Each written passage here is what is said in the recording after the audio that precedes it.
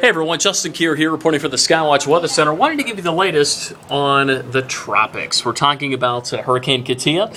Today we saw newly formed tropical depression number 14.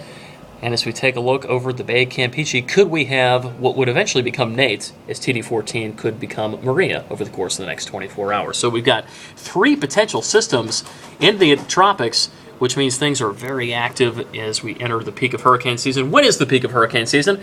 Well, this graphic, courtesy of NOAA, the National Oceanic and Atmospheric Administration, breaking it down for us here, climatologically speaking. September 10th, traditionally, in the weather world, is when we recognize as the peak of the season. However, late August into early October is when things really begin to flare up. Now, we talked about Kier. She's not really expected to make much impact along the U.S., with the exception of rip currents all the way from Florida up the East Coast past the Mid-Atlantic. However, tropical depression number 14 is kind of a wild card at this point, eventually becoming Maria as the tropical storm as we enter into Wednesday and Thursday's forecast, and then eventually becoming perhaps a Cat 1 hurricane by this coming Sunday as it enters Leeward Islands as well as the island of Hispaniola. So a lot of variables at this particular point in time, something that we'll be watching very carefully.